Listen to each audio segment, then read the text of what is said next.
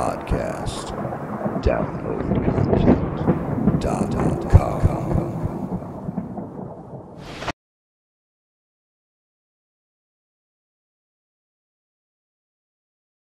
um, just the different experiences that I have, and I've caught a ton of things on film.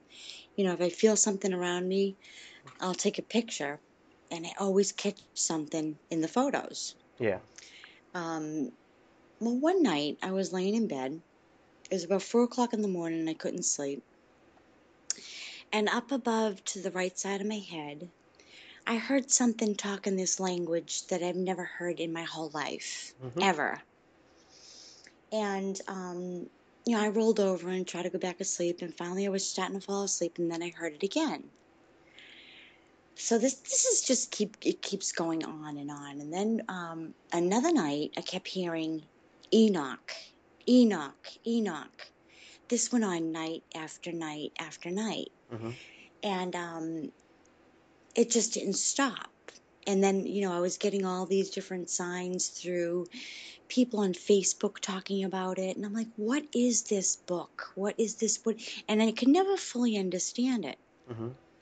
I downloaded it and read it. And, like a lot of other things in the Bible, a lot of it symbolism. It tells about, what's coming in the end days, so to speak. And I really didn't understand it. So maybe you can give me a briefing on it. Wow. Wow, you just came right out with both barrels, huh? Yeah. Oh boy, where do I start? So you came up with a Catholic background. Yeah. Okay. So you probably asked the same questions that I asked when I heard about the Book of Enoch. Is why didn't I ever hear about this in Sunday school or at mass? What the hell, right? Right. It's like at first you got angry because somebody was holding information from you. Yeah. And the Book of Enoch is a very, very, very key book, and it's no coincidence when it started to resurface. It never really went away like the Gnostic Gospels or the Nag Hammadi Library. It's always kind of been there, but it's such a sealed book. And since you've downloaded it, I did have a hard copy here, but I always let people borrow books and I never get them back. Right. But if you read the book and if you have read the book, it says this book is a sealed book until the end generation. Okay? This book is not going to come back into the forefront of the people's eyes until the appropriate time, the time of the end. Right? Yeah. It's like a lotus flower, the Book of Enoch is. Okay? And I like that the whole idea of lotus flowers. And before we go any further, some people complain about the way I communicate because they're like, "Where's he going with it?" But I assure you, Oh, I believe you. Yeah. I'm walking around the lake. It's the journey, right? It's the journey that's going to get you there. So, lotus flower is obviously something that is symbolic of enlightenment, and I'm a big Radiohead fan. I believe that, and in fact, I did come to enlightenment due in part to Radiohead and events surrounding their music, because it is something coming from the other side of the veil.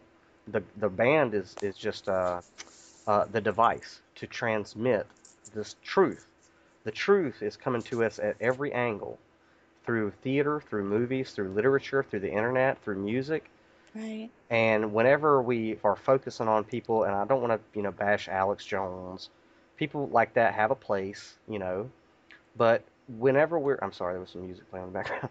Uh, uh, if we start perceiving anything that's going on around us through the lens of fear, or that something bad is coming, or something cataclysmic coming, that's going to keep us from evolving. And that's just the best word that I could say, right? And so, um, getting back to the lotus flower is beautiful because it's a representation of us on our journey to enlightenment or awakening or ascension or touching your higher self. All these terms, they mean the same thing, and basically my interpretation is getting all the answers that we've longed for, that we've hungered for. Yeah. That is God, knowledge, Right. the gnosis, the personal. Christians will tell you that God wants what's called koinonia, an intimate knowledge, and they don't really know how to explain that the connotation of the word koinonia is talking about physical sexual union. Mm-hmm. And so Gnostics like me, we've been, burned at the stake and branded heretics, and we've had to go into hiding, and because they call us a sex cult. Right. Right. And all they do is that's sex orgies, and that's all that is, and they don't understand the beauty of the harnessing of the sexual creative energy, right? True. And Yeah. so, but it's the universe itself is having sex, negative and positive. Right. Electricity is negative and positive. It's two polar opposites making love, intimately knowing one another, and then you have energy. And then when the Bible talks about the type of love that God wants with us, it uses I think it's Hebrew, it might be Greek, but I think it's Hebrew, it sounds Hebrew. Koinonia, which is an intimate love. And that's how the Bible describes God's desire for us as creation, an intimate union. Right. Okay? And so, where am I going with this? so, Daniel. sometimes I get lost. And so we forget that. And then, you know, we forget that, and then we fall into samsara.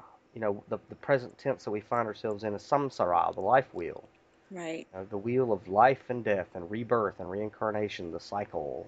The Bhagavad Gita says, "Oh Brahma, Mm-hmm. may I never be born in a land where the truth and your glory is not taught."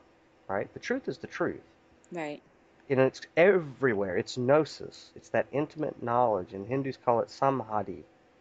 And samhadi also in the context of their language is sexual in nature.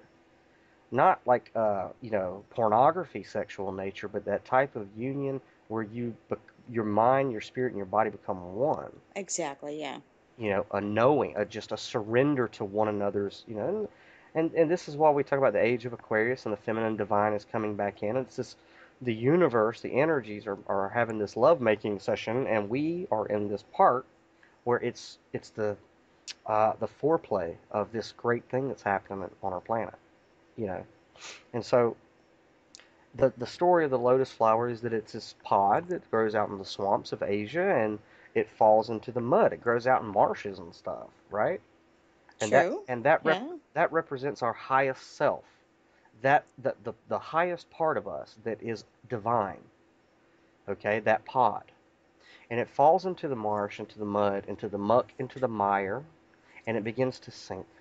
And the farther that it sinks, it gets darker and darker, and there's creepy, crawly demons and snakes and slithery things, right? All Right. all down this journey to the very depths of the marsh, where it is under all this pressure, right? And then Oh, eventually, when it's ready, it begins to float to the surface to seek the light of the sun when it's ready. Yeah. when it's ready. Wow. Yeah. And then when it gets up to the top through the surface, and it sees the light, it unfurls. There's a Radiohead song called Lotus Flower. Listen to the lyrics. And you Really? don't even have to understand the lyrics. Feel the vibration of those lyrics. In fact, hang on. We'll make this interactive. Can you hear what's coming through my headset? Yes. Okay, hang on. Okay. Lotus Flower. Okay, hang on. Are you familiar with Radiohead at all? No, I've never heard of them. Okay. Um, Listen to this song. Let me turn it up real quick. See if you can make sure you can hear it. Can you hear Okay. this?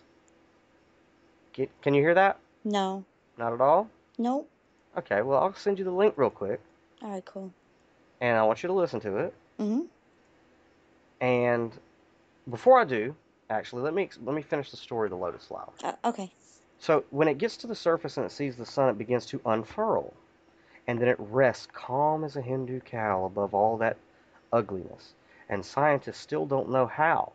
But when it does unfurl, there's not one speck of mud or dirt on any of the petals. Isn't that amazing? Wow. But that's you. That is you. That's why it's one of the most beautiful flowers that you'll ever see, because it is you. You Wow. you came from infinite awareness.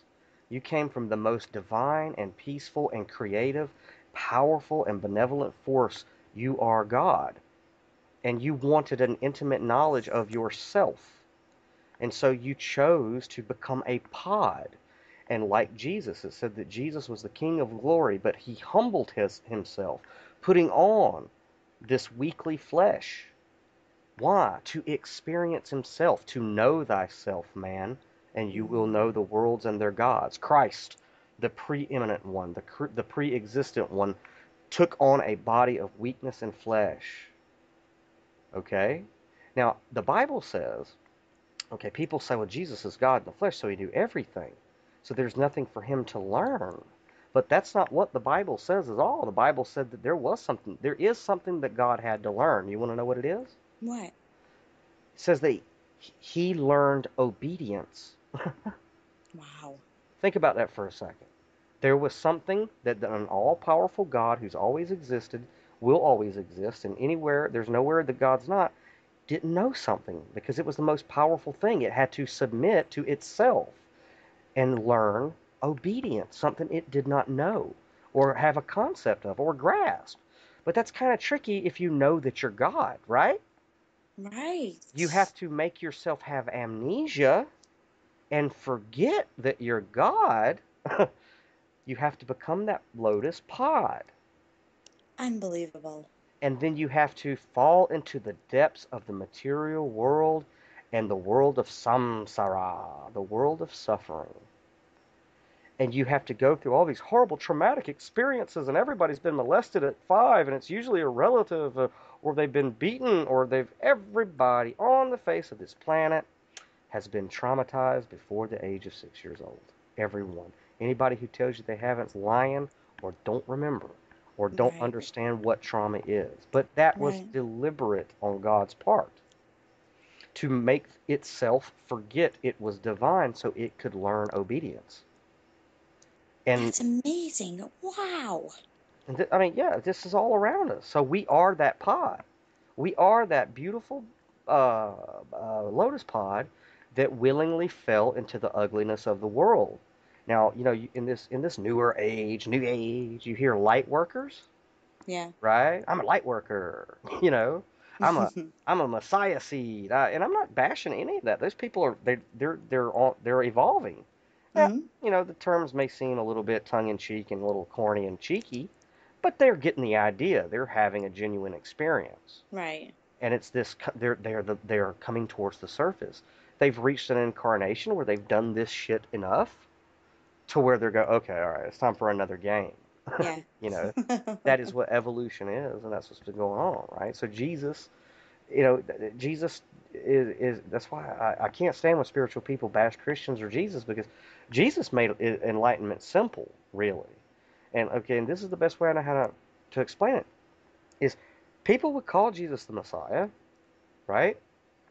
And he'd go, okay, okay, don't be going and telling people that. You know what I mean? Yeah, yeah, yeah. He's like, just let's keep that between you and me, okay? All right, great. Yeah, I'm God in the flesh, okay? And then he got a crowd, and they were like, oh, you're the Messiah, you're God in the flesh. And he's like, okay, great. You believe that, guys, right? And they go, yeah, we believe that. Okay, but what did they really believe? An outside Messiah. So Jesus had to solve this problem of their forgetfulness. He had to somehow connect this outside Messiah that they seemed hell bent on looking for because of religious indoctrination from the Sanhedrin. He had to somehow, in their heads, connect what they had been indoctrinated with to what is the truth, which is that we're all God, right? Right. So he didn't try to argue with him and say, "Look, guys, I'm not God in the flesh." No, he worked with what he had. You know what I mean? Exactly. Yeah. And Yeah. what did he have? He had these people who thought he was God in the flesh. So he goes, "Okay," he owned it. So he goes, "Okay, I'm God in the flesh. You guys believe that?" They all said, "Uh-huh." He goes, "Oh, great. Okay, let me explain something to you. I and the Father are one. Do you guys make Are you guys making that connection?" And they nodded. "Yeah, we get it. You and the Father are one. You are in God," right? So Jesus is like, "Look, I and the Father are one. I am in the Father. Do you guys believe that?" And they go, "Uh-huh." Okay, so they're acknowledging that this flesh body, this vehicle, is God in the flesh, and he is in fact inside of God, right? Right. Right. So Jesus goes, "Okay, if you believe that I am the Son of God, then all of you, every one of you, are in me." Okay, some of them might have been a bit daft and didn't get it. But he goes, so guys, now that if you're following me with these 3 easy steps, Mm-hmm. I'm God in the flesh, and I'm in God. I'm in the Father. And you believe in me, therefore you are inside of me, and I'm inside of God, therefore all of you are God. Right, So right. so that was what he was trying to solve was the problem and the blockade in the minds of religions, which is of an outside Messiah. Mm-hmm. He didn't waste all of his energy trying to destroy the notion that there's only one Messiah and that it's outside of you. He just tried to make logical connections in people's minds. Right, right. He was a psychiatrist. He was a therapist. Mm-hmm. That's what he was. Wow. So Isn't so people who are like Wiccan or any religion who go, Jesus Christ, no, he was the last Messiah that ushered in the age of Pisces. Okay, don't be hating on what Jesus said. right. Jesus had no, you know, so I don't understand why people in the spiritual community, uh, I mean, I get it, but Well, I mean, they bash a lot of things, which is why I brought up to you during the show about the Virgin Mary. hmm They think that that's just a story and this and that, yeah, because of the Catholic religion or whatever. I don't know. I mean, it's just people have their own concepts, I guess, and you can't change the way somebody believes. hmm I mean, you can to a degree, but I don't know. There's just so much. I started off with Sherry.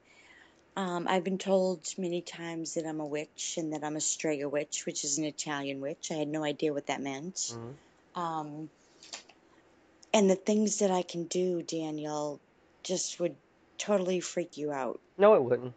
Please No, believe yeah, I know, right? believe me, no, it wouldn't. No, it would not. um, and I kind of I got away from the whole pagan thing and kind of drew back more into the Catholic faith because of the things that I have been experiencing. Right. And it's just, and then I get confused with the Catholic teaching and the doctrine, and then I got caught up in the saints like Padre Pio and, hmm Saint Bernadette and all these saints that passed away and their bodies are still intact, and it's like, Yeah, but that's, hey, we got that with the Buddhists too. We got that with Hindus too. Okay, yeah. so But my question is, what is that all about? okay. Um, hmm. And like I told you guys earlier, I'm recording now Okay. for like future podcasts, which are Sure. not. It's not meant to be professional. It's meant to be private conversations for everybody to hear. So that's kind of Right. where I'm going to go with it. Okay, cool. So, to answer that question, ask it again, condense it real quick. Okay. My question to you is, being brought up with the Catholic religion and believing in the Blessed Mother Right? and the different saints and seeing how the saints, when they died, their bodies remained intact hundreds and hundreds of years after their death. hmm And you mentioned the same with the Buddhists and the Hindu. hmm What is that all about? Okay. Hmm. Let's reverse engineer this thing. Okay. Um, People talk about the Illuminati. Mm-hmm. Okay. Uh, and it's it's this fear that there is some outside cabal, okay, that is they are the controllers of the world, right? They, them. If you ask different people, you'll get different answers on who ultimately is at the top of the pyramid. Some say it's the Freemasons. Some say it's the Federal Reserve. Some say it's the Trilateral Commission, Skull and Bones, the Catholic Church. It's what I mean. Right. But here's the thing: when we can stop them from oppressing us, when we can stop they, right? It's always outside of us, yes? Yes. Which is a Sorry, there's a motorcycle going by. Excuse me. no worries. So once again, here's what we're seeing. What we're seeing is that the solution to the world's problems is to find them, whoever they are, and put a stop to them, right? Right. Wait a second. Whoa, whoa, whoa, whoa, whoa, whoa, whoa, whoa, whoa. Hold your taters. If we go back just a few seconds or a few minutes to what we were just talking about, we were talking about Jesus' solution to people awakening, which is the blockade of an outside Messiah, the illusion of an outside Messiah. Okay, Right. look, positive and negative mirror image. On the negative, what is keeping us in a state of suffering, as Buddha would say, is the illusion of an outside devil. Right. It's okay. It's the illusion that there is some secret cabal outside of us, and if we could only find them, okay, we could stop this and bring about a new age, and we can all ascend and have superpowers, which is true. When we get into different levels of existence, those things are true. Mm-hmm. The illusion is that there's some outside devil. Right. Now, that being said, how do we deal with this problem? Well, I'm not going to tell you to go to Tibet. I'm not going to tell you to go and do, 40 days and 40 nights and all that stuff. And I don't know, we didn't get to mention it on the show, but along with my novels and everything, I'm known for running this website called zeninthecar.com. Okay? You mentioned that, yes. Yeah, that's basically what for the past 5 years I've been the guy who built the site, edited the site, wrote for the site.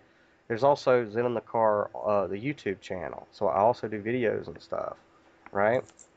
And the whole concept of that website was for me to bring together uh, witches with Southern Baptists, with Gnostics, with atheists, with Presbyterian, all different swath to bring them together in kind of a Socratic dialogue and to show other people out there that people of different spiritual understandings can work toward a common goal of freedom and liberty.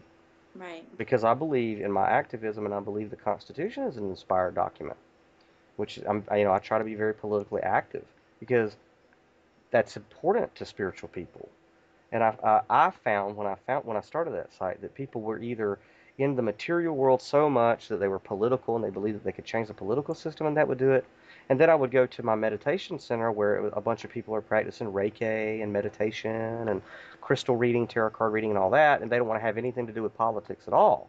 Right. And Yeah. I True. was like, if I could just bring these two guys together, if I could bring the spiritual people into the political process and get the people in the political process to get some fucking enlightenment, you would see changes in our country and world. So much changes, but I think that the basis of the problem is this world has left God out of the picture. Everybody's arguing over what name you want to call him. Right. Right. Yeah, they're arguing over name tags of God. you know, like I said, I don't care. Call it Pete. But it's self-evident. It's all around us. Mm-hmm. You know, and yeah, I do the self-help thing. I like reading that stuff and watching touchy-feely sweater-wearing motherfuckers. You know what I mean?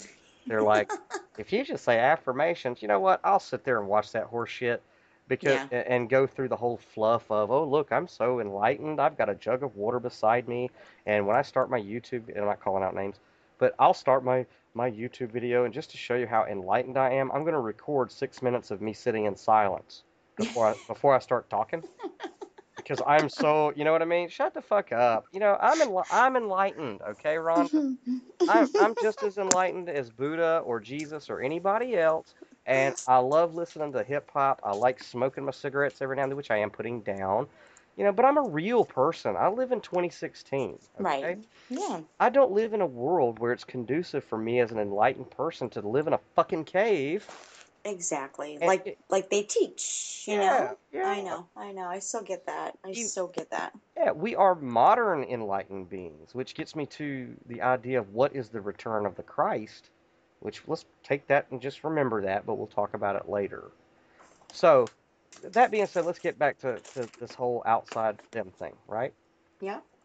Recently, and I look for synchronicity in everything. And when I talk like I'm about to talk and I'm on the air, people think that I'm saying I'm the Messiah or some stupid shit like that. They don't understand that what I'm saying is that we all are. All of us are the Messiah of our own story, Right. right? Right. But they think that what I'm saying is, and you say that shit, you get committed. And I know that because that is exactly what happened to me.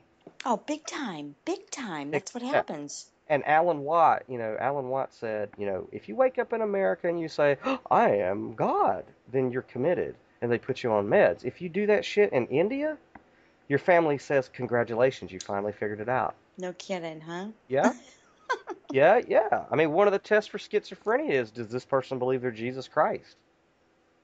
You know? Wow. Yeah. So, I mean, even the term Christian, what does it mean? Little Christs? Little Wow. Christs, like multiple Christs. And that's why Jesus said, the things you see me do, you'll do way more than that because you are evolving. Hmm. And technology is a part of that. You know, don't be afraid of Ray Kurzweil and the idea of singularity and consciousness merging with technology, because I got news for you. It's already happened. Oh, big time. Yeah. Walk around Walmart or whatever and see how many people are staring into their screens. But yeah, exactly. Now, that's not necessarily a bad thing. So I'm not going to tell you to trash your smartphone. What I'm saying is understand that when you use a piece of technology, you are tapping into another parallel dimension on a frequency, and that phone, that tablet, this computer screen that we're communicating through is a vessel for consciousness. But don't fool yourself into thinking that you are that vessel. That's right. Yes. Ego. Ego is the body that you think that you're in, the identity that you were given, that name on your birth certificate, you know. Yeah. That's why all spiritual enlightened people, there's always a name change. The Kabbalah says when you change your name, you change your fate. In all the scriptures, like in the Bible, Abram was turned to Abraham, Yeah, Jacob that's to right. Israel. Yeah. Everybody who becomes enlightened changes their name. Muhammad Ali, you know. And the reason that is because the name, which means no one, that you were given, it's a form of an ego to trap you in consciousness. That's why most people don't like their name that they were given. Oh, I never looked at it like that. Hmm. Wow. And that's why if you watch The Matrix, he gets so pissed off when Mr. Smith calls him Mr. Anderson, and he says, "My name is Neo, the name that I chose for myself." Mm-hmm. Right? That's why witches, they get a secret name, right? That they're not supposed to tell anybody. That's right. In the Yeah. Bible, it says that whenever you are saved, that God gives you a name that only He and you know, right? Wow, I So never looked at it like this. Yeah. yeah, it's reclaiming sovereignty. It's reclaiming your own soul. That's what it's doing. It's you breaking free from the matrix. That name change, right? And so I think all these things are interconnected. The definition of paranoid, people think it's negative, but paranoid means the ability to see connections where others do not. That's right. Yeah. So when paranoid schizophrenics start flipping out and saying everything's connected, there is nothing wrong with them at all, man. No, there isn't. I know it. They're getting a download, Yeah. you know? And so they're having spontaneous kundalini. And the negative aspects of this world is like, we got to shut that motherfucker down. Give him some lithium quick. Okay? Well, yeah, because when you do that, the world stays dumb, Mhm. and that's what they're doing to people. Yeah. And, but, before I go too far, I go with my first instinct. I'm going to go ahead and send you the link to that lotus flower. Okay? Okay, cool. And I want you to listen to it real quick and watch Tom York. Okay? Okay. And I'm going to do the same, and I'm going to mute out. Okay, Okay? cool. Yep. So you got the link. Tell me whenever you hit play. All right, I'm hitting play now. When you get a chance, yeah, watch it. And you'll see Tom York dancing like, what most people would perceive as an idiot, right? Yep. Yeah. But if you are of the mindset that truth and enlightenment and the answers to all your questions are all around you, because what's outside is a reflection of yourself, you can find great truths in everything. And this video for me is a big one because I actually do shit like he's doing. Like when I'm in my home, which is my sanctuary, Right. and I'm cleaning, I will go to Pandora or I'll put on an album and I will move around like a fucking idiot. Yeah. to the music, right? Whatever that vibration of that music is doing to me, I will make those movements and enjoy every living fucking second out of mopping my floor Right, right. or washing my dishes. Everything becomes a sort of yoga, right? Yep. Huh. Yep. There's no form or, the correct posture for this shit. No, yoga is, what does yoga mean? It means union with the divine, right? Right, right. Getting in this frequency of breaking out of your comfort zone and your egos, right? True, yeah. Breaking free from that condensed version of yourself. You know? Right, yeah. Big time. Big Uh, time. Move your body. Move your body, to music and stuff. But if you watch that video and you actually let those lyrics kind of hit you in a subconscious way, and he's talking about the process of the lotus flower, and when you combine the music with the lyrics with the movement, and you do that, that will stimulate your Kundalini frequency, Ooh, okay. right? And I'm not telling you just Radiohead. Okay, if there's a certain music that you seem to be drawn towards, Right. that is your Radiohead. Exactly, exactly. Okay? You can have a Kundalini experience listening to Adele. Okay? If that's what you're drawn to. Right. There's a reason that you're drawn to that. Because in that video, in that music, in that movie you love so much, in that book, in that comic book, in that idol that you are so drawn towards is a very, very crystal clear shard of truth about you at your deepest level. Ooh, that's interesting. You see what I mean? Yes. Okay? Ooh, heavy. It's it's you at your highest state whispering to your lowest state, which is asleep, so and giving you subliminal messages, right? Like for example, let me give you an example, okay? Go ahead. You could read. So you ever heard of the expression "I read that person like a book"? Right. Okay. If, just for example, you were to walk into my office or where I spend most of my creative time, I'll tell you what you'll see. As a matter of fact, hang on just a second. I'm going to make you a psychologist very, very quick. Okay, cool. Okay? And I do apologize if you ever want me to shut up, because I lose track of time when I start talking. That's So okay. just say shut the fuck up, okay? But I'm going to make you a really good psychologist, but make sure that anything that you learn from me, you only use for good. Trust me. Right. Of To course. help. Always. So you're going to analyze me. You're going to do what Hannibal Lecter he would say it's being an eye detector, which is empathic, okay? Yeah. And I'm going to be vulnerable and allow you to use me as a test subject. I'm going to let you inside of my head, Okay. okay? Um, so I'm sitting in my office, okay? This is my creative space. This is my inner bardo. This is my sanctuary. Mm-hmm. This is where I spend most of my time, okay? Now, it's a quartered off section of my house, which is a den. Behind me, directly from my computer, is two American flags that basically create a wall. Okay. Okay. Immediately to the left is a huge picture of my dad flipping the bird. Un- Underneath that is a picture of the signing of the Constitution. Okay. Underneath that is a bar. Close your eyes, by the way. I am. Visualize. Underneath that is a bar. And on the bar is a picture of my dad from 1950 something when he joined the Navy. Okay. Okay. A little action figure of Spider-Man hanging from a web from my ceiling. Okay. Directly to the right of that on the bar itself is an action figure of Trinity from the Matrix running up the wall. Beside that is a scene. It's all McFarlane action figures of Neo in the Matrix, the second Matrix movie, in the chateau scene. Beside that is Morpheus, an action figure of Morpheus sitting in a chair. Beside that is Optimus Prime from Transformers, and then beside that is a picture of my mom when she was like 14 years old in black and white. Okay. You following me so far? Yeah, I'm not going to remember it all, but I am. It doesn't matter, right? But you think that you're not, but you are. It's all there. It's all in your subconscious mind. Okay, Yeah. the picture's there. You get an idea. Now, directly after that is a book rack, like a magazine rack, filled with comic books that I've collected since I was 6 years old.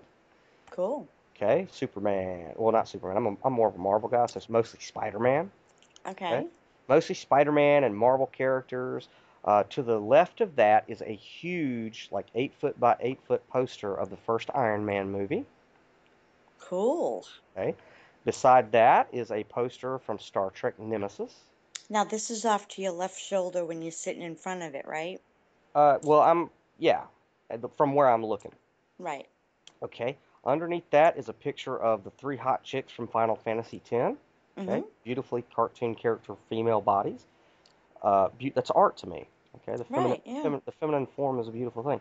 Beside that is a holographic poster of Spider-Man. Beside that is a very expensive gift from my mom, which is collector's plates from Star Trek First Contact. Above that is a poster of Link from the Zelda video games. To the left of that is a poster of the X-Men, my corkboard, my computer, my desk, my printer, a picture of my dad to the left of me on a counter that has him on with the rest of the shipmates of the USS Iowa, which he served during the Korean War.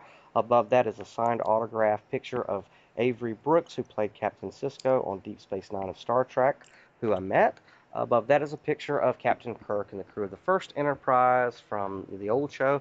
Beside that is a huge 4 foot by 4 foot poster of the reboot Star Trek poster. Underneath it is Wolverine. Beside that is a Spider-Man poster. On the door that goes to my laundry room slash second bathroom is the door is covered with little foot by foot posters of comic book drawn beautiful women that are scantily dressed. That does nothing to me sexually, but it's very aesthetically pleasing to my eyes because it's the female form. To the left of that is an action figure of Dr. McCoy. Then there's my bookshelf, which has books on every religion you can imagine, self-help, Cloud Atlas, Stedman's Medical Dictionary, just to name a few. There's a knight in shining armor statue. There are models of the Enterprise NX-01, Enterprise A, and the Enterprise E, the Millennium Falcon, the desk plate that went on my dad's desk when he was in the Korean War that was hand carved by a Korean and hand painted. And then there's my entertainment set, which has all my video game systems in it. And then there's a poster of the Matrix movie, and that's basically a 360 of what I look at every single day. Okay. Tell me about my psychology. What do I think about myself overall? What do you mean, what you think about yourself? What's the predominant thing that you picked up? There's no wrong or right answer. The predominant thing that I picked up is that you know who you are. Okay. Okay, that's what I picked up. You have some doubt, um, and you cry. You cry, and I don't know what you cry about, but you've cried. You second guess sometimes. I mean, you know who you are, but there are still some things that hurt you. Um,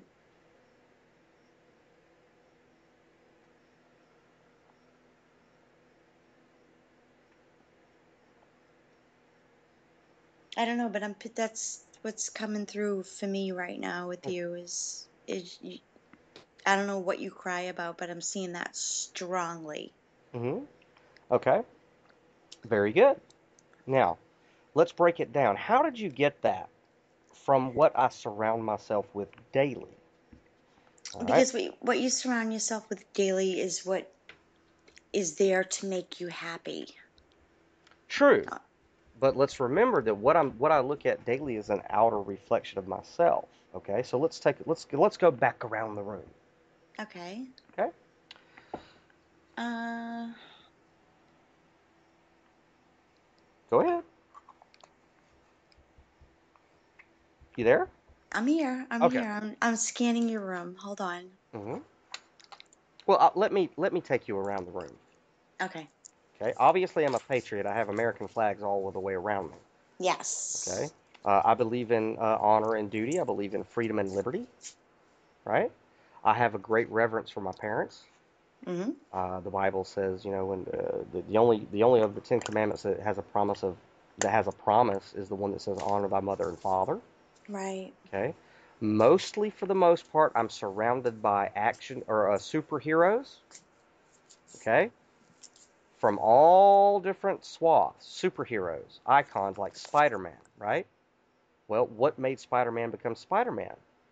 Great power, great responsibility. He lost his Uncle Ben. The tragedy, Oh. yeah, the tragedy that he didn't do something with his power And that's what made Spider-Man do what he does selflessly to his own detriment because he feels like he's trying to owe a debt, a superhero complex, right? Right. Neo, obviously, I have a fixation with the character of Neo, which I find very, very funny because Keanu Reeves played Neo. Keanu Reeves was born on September the 2nd. He was born of a virgin. He's playing a messianic role. He also played Little Buddha. And guess what my birthday is? September 2nd. September 2nd. I also was born in Georgia. If you go to Georgia, to the Capitol building, and you look at the cornerstone that was laid by the Freemasons, do you know what day it was laid? What day? Take a guess. September 2nd. September 2nd. Okay. And so there's a Messiah complex that clearly I have, Mm-hmm. right? But what is one of the functions of a Messiah or a hero? They sacrifice themselves. That's right. Yeah. Okay? So, if you were to walk into my office and take an overview, and I openly talk about being a recovered alcoholic, okay? Okay. Because I believe that that's, other people need to hear that. I've done hours and hours of internet shows about being a recovering alcoholic. Iron Man is the only superhero that is an alcoholic. It's the Wow. biggest poster in my room, right? Wow. Yeah. Okay? He's got all this great power, but if he gets drunk, he can fuck shit up. Yeah. Okay? So obviously that's an aspect of my personality. Star Trek, I could really go deep into that, but I'm not going to do that Mm-hmm. because Patrick Stewart plays Captain, Picard, the Enterprise, and I use a lot of Star Trek lingo in anything I write or do. And he's also Professor Xavier in X-Men, who's empathic and psychic and finds other people with gifts. So there's that part of my personality, which is to Huh. which is to those who are evolving. It's part of my psyche to seek those people out who are afraid, who have had weird experiences, and they don't feel normal. Right. and Right. and bring them to the Xavier Mansion and say, it's okay. Let me teach you how to channel your abilities. Mm-hmm. That's the whole point. So I'm surrounded with X-Men type stuff. That's kind of my role. I have a shaved head. That's kind of, whatever. Yeah. All right. Then you got the Legend of Zelda video game things. He's the guy who there's been I don't know how many Zelda games, but it's always a recreation. The stories never connect one to the other, and it's always about a princess with amnesia. Right? So clearly there's this side of me that's looking for some princess too, right? Right. Okay, Right. so we got that. And then we have, of course, Captain Sisko. If you know anything about Deep Space Nine, it's very spiritual, very spiritual. You watch Deep Space Nine, and let me pause on that for just a minute. You watch Deep Space Nine, the whole series from the pilot to the very last episode, and then you do like I did because the show ended in 1999, and you go to a science fiction convention and you meet Avery Brooks, who played Captain Sisko, and you don't ask a stupid question like, "What does it feel like to transport or beam down to planets?" Which they do. People actually ask those questions. They do. But you ask Avery Brooks, who's also a very enlightened man, "Hey, Avery, when you were doing Deep Space Nine, did you find it funny that it predicted 9/11 and every event that has happened since 1911 or since 9/11, as far as the police state coming up, everybody being paranoid, a terrorist attack kicking it all off, and everybody is a terrorist? Could you tell me, Avery Brooks, how your series ended in 1999 and predicted the future?" Wow. Wow. Yeah, right. And so obviously Star Trek is a big part of my psyche, but overall, if you were to come in and you were empathic and you could quote read me like a book, you would automatically know that though I have faults, though I have pain, Mm-hmm. though I have guilt and regrets, though I've stumbled and fallen, overall I see myself as a superhero. Right. Right. Wow. You just read me like a book. Okay? Amazing. So if I am so passionate about these things that I've been drawn to, which are reflections of who I truly am, and I put these outside of myself, can you imagine what it says about the psychology of a person who gets tattoos? That's real commitment, right? Yeah. You're going to put that shit all over your skin so any empath can read you like a book, Right. okay? What kind of tattoo do you have? I don't have Oh, okay. period, and never will get one. And I love tattoos, Yeah. and I don't think there's anything wrong with it. But I have a personal belief. It is mine. I have nothing to go on. Right. But Right. The Bible says don't put markings in your flesh for the dead, right? True. This is just my experiences through meditation and astral projection and things like that, and this is what I got. If you don't believe it, whatever, it doesn't really matter. But Right. I believe that tattoos tell you how many times a person has reincarnated, what their past life was all about, and how they died, and what they're supposed to be doing in this life. And when you reach a point of breaking free of samsara, when you reach the last incarnation where you no longer have to come back, that you've learned everything, you won't have any tattoos. Wow. That's just me not trying to build a church, but Right. in my dealings in the supernatural, it's worked every single time. It's let me, in just a glance, like Hannibal Lecter. I also am surrounded by Hannibal Lecter type stuff, Mm-hmm. and my dog, his name is Hannibal because I love psychology, and those books are really great for psychology. They're not horror books, but they teach you great psychology. He can look at you and just in a split second see the way you carry yourself, how if you're hiding that accent, Right. and he could read you like a book. And so we have to do those same things as people who are evolving, but we don't want to do Hannibal Lecter type shit and make you go eat your tongue. Right. We want to get inside somebody's head to fix their root traumas. And so, you know, if if and we all have root traumas, right? Of course we do. Yeah. And so that is an ability, being able to read someone like that, and that's an ability that we have at our disposal for the purpose of healing those around us. Okay, like I used to work at a bookstore, right? Mm-hmm. But I also before that read tarot cards. So I'd already learned how to read tarot cards and I understood what tarot cards were. And I understood this concept that I'm telling you, which is you could read people's psychology by what are they drawn to? Right. Right. If somebody listens to like suicidal death metal, you know they're in a bad place emotionally. Of course. Yeah. You know, if you are dealing with somebody who listens to hip hop and rap, it could be one of two things. They're very conceited or they're very confident.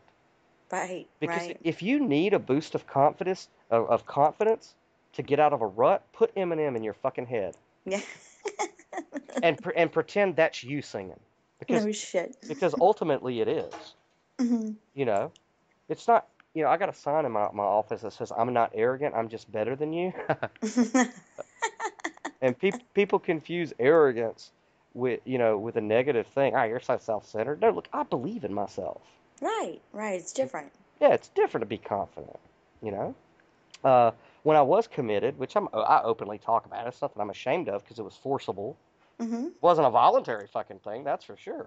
Right. Which is a totally different story, which is the novel that I'm writing right now. But we'll get to that. But Cool. uh, but uh, you know, we had to go to group therapy, and I didn't. I wasn't like, oh my god, I was forcibly committed. No, I was like, oh, this is a cool experience.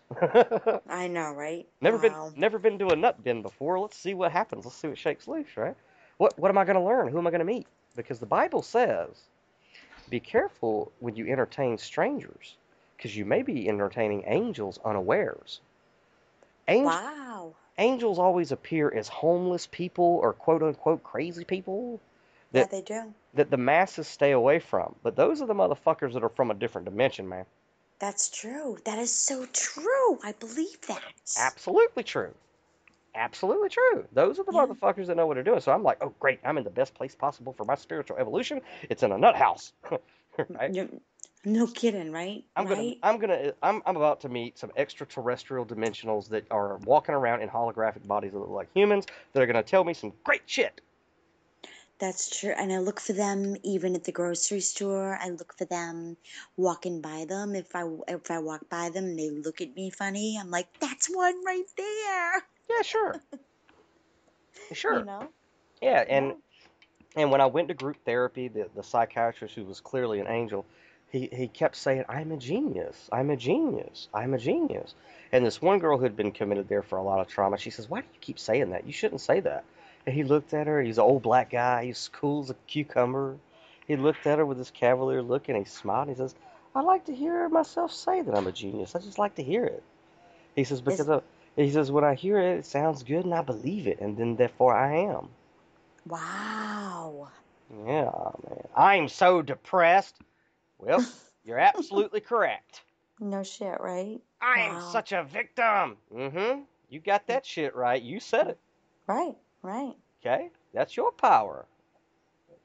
You know? Holy shit. That's Yeah, that is your power. You do create your reality. I'm so fucking mad, and you gonna keep being. You that's right. you Yeah, you create a feedback loop. Okay, your experience in this matrix, it's a feedback loop from your heart to your mouth to your mouth to your ears to your ears to your mind to your mind to your heart. right, right. It's a circuit. Okay, it's a circuit, man. And Right? that circuit goes round and And round. what did Bible say? It said, "Out of the heart of man, the mouth speaketh." Right. Yeah, Okay. If you really want to know what somebody's true intentions are, is this person manipulating me, or is this person for my better good or not? Listen to what they say, yeah. because you can't, unless they're silent, they'll tell you everything you need to know. You know. Unless they're a psychopath, you know? Oh, well, we can get into sociopathy, but I got theories on that too. That's something heavy for me because I dealt with my brother who's a drug addict and an alcoholic, and he would just do shit to me, like go in my room and turn pictures upside down, or Oh yeah. like I would just take pictures of things because I thought I was losing my mind. Mhm. And when I took pictures of things, he was getting all of my pictures on his iPhone. Mhm. So he would go in my room and turn whatever I took a picture of upside down, Oh or yeah. move it in a different direction. Um, and this was just not too long ago because he was doing drugs and being an alcoholic, Mhm. and it was totally freaking me out. I had to move out. I Mhm. had to move out, and it's just, and he could sit there and talk to you right to your face, Mhm. and he could sell you a pile of shit and convince you could use it. Mhm. And he was just so manipulative and Mhm. so deceitful, and it was just unreal. And he was the legit quote unquote psychopath. That's what a Right. psychopath is. You know what I mean? So I mean, I don't even have an answer for that. I don't know why that is with people like that. Mhm. What is your analogy on that? Hang on just a second. I was gonna send Sherry a message. I hope she didn't think we forgot her. No, I sent her a message and told her I was on with you. Oh, okay, cool. Yeah. Oh, so you want to get into before we do though? Before because I will tend to forget it, and it, it's something that I'm having to break free from. But I'm a writer. That's what I am. It's my passion, Mm-hmm. and I don't market my shit, and so I've had to kind of buckle down and be like, oh, I really need to spread my shit. And it's not just I'm spreading it because I want people to buy my books or anything. That's great, because I need to eat, but it's Right. because a lot of this stuff that I'm talking about, I'm very passionate about, and I want other people to know this stuff, and so my first best destiny is writing it. And so I don't write I write because, yeah, oh, sure, I need a profit. It's something I love and I deserve to make Of money off of that. course. Yeah. But then again, it's because I want people to read it so that they get it. That's right. Yeah. But and I'm an eclectic type guy. I guess I'm kind of the opposite of a sociopath in the way that I'll put great shit out there, but it makes sense to me, and I understand how to connect that, but I don't necessarily explain it to people on how they can pick up on it. Right. And so, Right. like what I'm doing right now is one of the subdomains that's in the car.com is called downloaded content, right? Okay. And I never explained it to anybody. I just did it. I just started. And it's a subdomain, but people think that every post is just a blog. And if you were to just read, if you were to read the most current blog and just jump in there, you would get a lot out of it. Okay? Oh, I'm gonna check it out. Yeah. Hang on, as a matter of fact, I'm going to send you to but before you do, let me explain it. Okay? Okay. Yeah. In all actuality, it's a novel that I'm writing. Okay? It's a story that I'm writing from the very first post up until right now, up until it's completed. Oh, cool. So you'll get a lot from the most current post, but if you actually go to the very first post and then read it like it's a novel, which Mm-hmm. it secretly is, okay, it's going to build on one brick on top of the other, all of this stuff that you and me are talking about. all of it, Wow. but Okay. not in a textbook type way. Right. Okay, and basically, like I said, I'm a big comic book geek, and I'm a big writer, and I'm in the theater, and there's this concept in called breaking the fourth wall, right? Mm-hmm. And like the latest Deadpool movie, he's a comic book character that's known for breaking the fourth wall, which is he acknowledges the audience and communicates directly with the audience, right? Ah, okay. In theater and in movies, that's called breaking the fourth wall, right? I didn't know that. And it's basically interrupting the illusion of what's playing out before the audience, Oh, no kidding, huh? That's interesting. right? And bringing them into it, okay? Like for example, have you ever watched that show on Netflix called House of Cards? Never. Okay. Have you ever seen a movie where all of a sudden the main character, looks at the camera and directly talks to you, but people around him have no idea that it's like they're not even aware he's doing it? Yeah, exactly. Okay. It's called breaking the fourth wall, and that wall, and that's also a symbol of enlightenment. This Interesting. Wow. this character is interacting with the collective consciousness because it's aware that it's only a character, and it will do so when needed, and then once it's done communicating what it needs to the collective consciousness, it then pretends to be a character again, and the movie continues. Sweet. Does that make sense? That does make sense, yes. Okay. So you right now are in a movie, and you are the main character of the movie, and there is a collective consciousness watching. They're all in the theater, okay? Wow. You, to take personal power of your life, need to break the fourth wall. Uh-oh. No shit. Now, this is just a technique that I do for me, for my life and my reality that I live in. I narrate my life. That's I, cool. I will break the fourth wall, and people think I'm an absolute lunatic, but I will be in the middle of Walmart or talking to a family member, and then I will break the fourth wall of reality. I will look to the left, picture a camera, and then say exactly what I'm thinking to the camera. Okay? This does quite a few things. It allows me to, one, break whoever is listening to me, it breaks their state. Literally, yeah. Literally, they're like, what the fuck is he doing?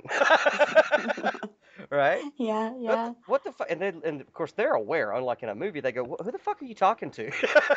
You know, like I'll say something, and then I'll say, "He said so wittingly," right? I'll narrate myself and laugh, and I pretend that I'm in a sitcom when circumstances around me are negative, like my car catches on fire, which I don't own a car, but if I did, and it was on fire, I would just pretend I'm in a comedy at the moment. Because haven't you seen a car on fire in a comedy? That's a riot. That is a riot, Daniel. Yeah. Right. Okay? Haven't you seen a beautiful, well, from in my case, I have seen beautiful women in a fucking slasher film, right? Okay? Wow. I have seen very poignant and inspiring and tear-jerking moments in a fucking comedy. You know, Wow. I've seen when Forrest Gump fucking when his mom dies in that comedy, I cried. Yeah, of course. So choose what movie you want to be in. You Oh, know, I like that. I like that. be the main character, be the hero, be the superhero. I love Regina Spektor, and she's got this song, and it's I don't need. She says I'm the hero of this story. I don't need to be saved. Ooh. You go to the Matrix movies, and the kid, he goes, Neo, you saved me, and Neo says, I didn't save you, kid. You saved yourself. Interesting. Ul- Wow. Ultimately, that's what Jesus said. He said, look, dude, he says, in that day, speaking of the day that you become self-aware, he says, you will ask of me nothing. I don't want to be your Messiah. Be your own fucking Messiah. I got shit to do. I Wow. got I got my own story that I'm the main character in. Right? Yeah. This shit's not hard. It's not hard. Enlightenment is easy, man. It's a second. It's a decision. So why does like the Catholic religion put these things out, like praying and all this repetitious prayer and all this stuff. What type of a mind control is that? Now that Well, you're on that subject. well, ultimately, keep in mind that anything that you see antagonistic, including the Catholic Church or anything, is also that's you. That's a part of you. Mm-hmm. So the answer is within you. Okay. But from my interpretation, the reason that the Catholic Church puts out, saying these repetitive prayers is Jesus answered that. He said, by your much speaking, you think that God hears you. Right. Okay. No, it has nothing to do, it has to do with intent. It has to do with the intent of what you're communicating to the divine. Like, for example, I'll use Anthony Hopkins as a perfect thing, right? But Anthony Hopkins was an alcoholic, and he went to AA, and he didn't want to. Anybody who goes to Alcoholics Anonymous, they never want to go. Right. They're usually forced to go, you know. Mm-hmm. And so he was uncomfortable. He wanted to get out of the room. He goes heading for the exit as soon as the meeting is called. And this Jesuit priest meets him at the back. He says, "Where do you think you're going?" And Anthony Hopkins is like, I gotta go, I gotta go. Of course, the priest, he knew what the deal was, right? And he goes, "Well, wait a second. Let me tell you, you look busted, disgusted, and not to be trusted, right? Let's get real, Anthony. You are in a bad fucking place, right? If you sit around and you shut the fuck up and you be humble, you might get some answers to get out of this hell that you've created, which is alcoholism, right?" And so Anthony Hopkins is like, "Okay, fine. Look, what's the most powerful, quickest prayer in the world?" And the Jesuit priest said, "Fuck it. It's the power. It's the prayer of release." Hmm. Jesuit priest said that. Said said the most powerful prayer in the world is "fuck it." Why? Because it's the intent of I surrender, right? Wow.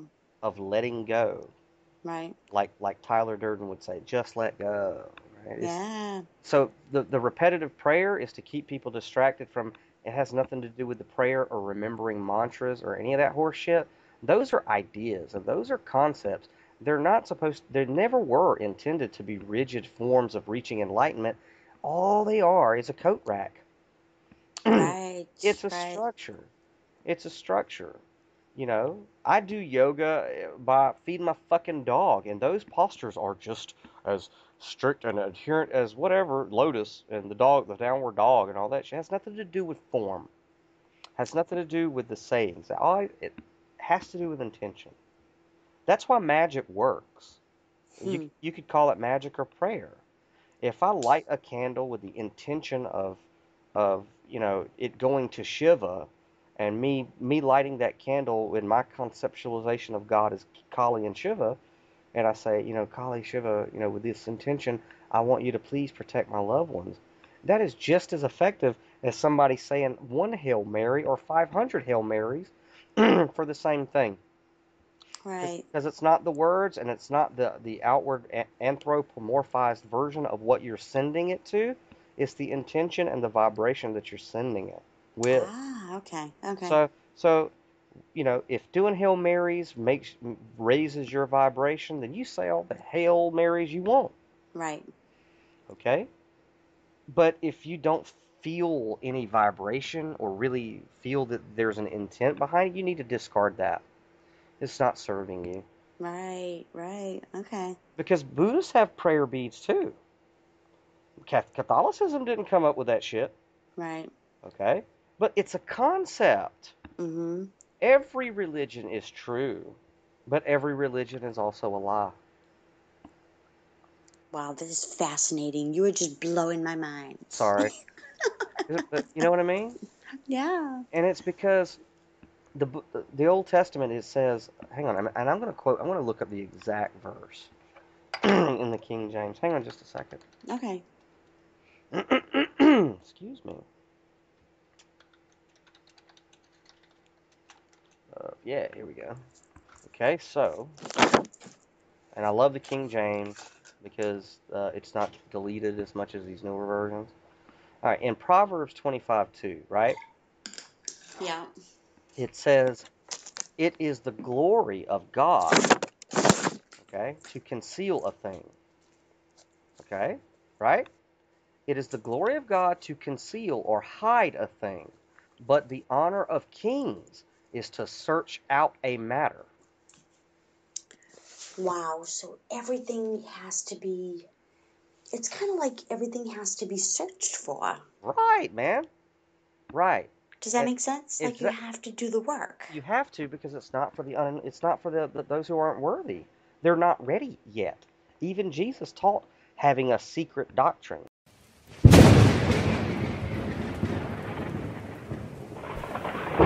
Downloaded content podcast. Download.